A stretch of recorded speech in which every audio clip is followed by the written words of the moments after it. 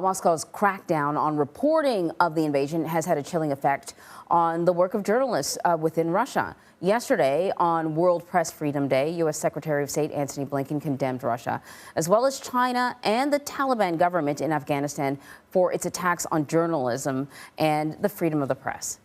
With me now is Diane Foley. She is the mother of a slain American journalist, James Foley, who was kidnapped in Syria by ISIS in 2012 and was later killed. Thank you so much for joining us.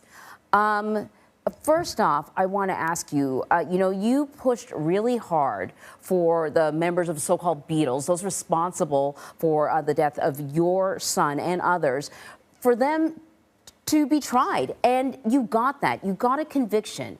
You testified in court. I'm just curious, from a mother's point of view, what was it like to sit in the courtroom with a man you know is responsible for the death of your child? And what was it like to know that he will probably spend the rest of his life in prison?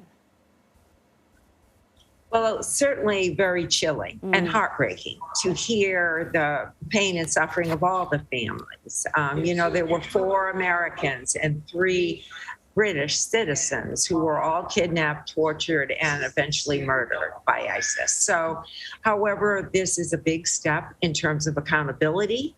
We will never stop kidnapping if we don't bring kidnappers to be accountable for their crimes. And the jihadists were certainly using many human rights crimes against all people, Syrian, American, and others. So it was a day of justice, mercy, but heartbreaking to hear what our citizens endured.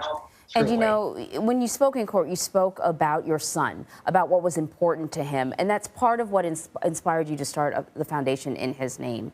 And part of the work that you do with the foundation is you're helping sort of other families who find themselves in a similar situation as you, where their loved ones are being held overseas. Recently we spoke to the family of Trevor Reed and Paul Whelan. They are behind bars in Russia. It's a different situation than what happened with your son. But one of the things that they talked about was feeling like they weren't getting the support from the American government, feeling like they weren't getting any information or any guidance. I'm wondering if that's some of what you do with this foundation.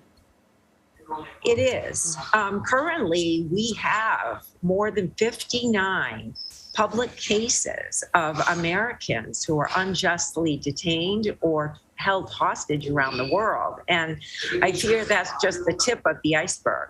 There has been progress. We do have a hostage fusion cell, a special envoy for hostage affairs, but our government needs to prioritize their return. Captors really make it difficult to negotiate their freedom. It is difficult, and our president and this administration needs to prioritize that issue. It's an American issue. It's a bipartisan issue. We need to have the backs of our brave Americans who go out into the world and are targeted for being American. And I mentioned that Sorry, go ahead. Go ahead. I want to hear your final statement there. No, I think we need to stand together behind these families. The actual number of those being taken by state actors is steadily increasing as countries like Russia, China, Iran, Venezuela seek to hold our government hostage. So it's becoming a national security issue in many ways, and is certainly an ordeal for the families involved. Currently, the average length of imprisonment is averaging 4 long years across several administrations. This is a very difficult issue for our country. Yeah, to say the least. And I know, your son, when your son was being held, there were others as well from other countries. What's your take on how America has handled this issue? Over the past few years, have things gotten better, I suppose is the question I'm asking you. There's definitely more awareness of the issue, for sure. We have the Levinson Act, which was passed in 2020, which codifies the hostage enterprise, which means we have people at the State Department and FBI whose job it is to help families.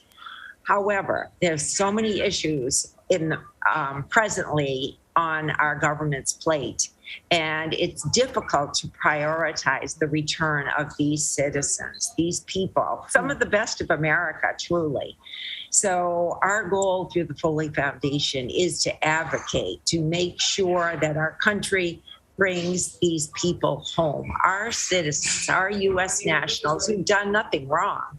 They've just been out in the world as journalists, educators, businessmen, tourists, educators, aid workers, and we need to bring them home. But we need our president and this administration to prioritize their return because it is difficult, and captors seek to interfere with our foreign policy.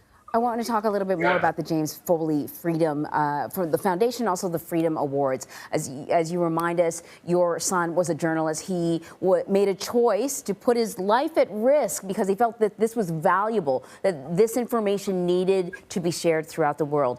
Can you talk to me about where freedom of the press stands right now and about the awards that are going to be held in Washington tonight? Who's being honored?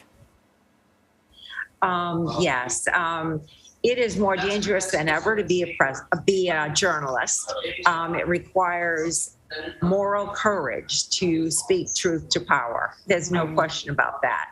And to dare to go into conflict zones, explore difficult subjects, for sure. And that's why the Foley Foundation works to protect aspiring journalists through our safety modules.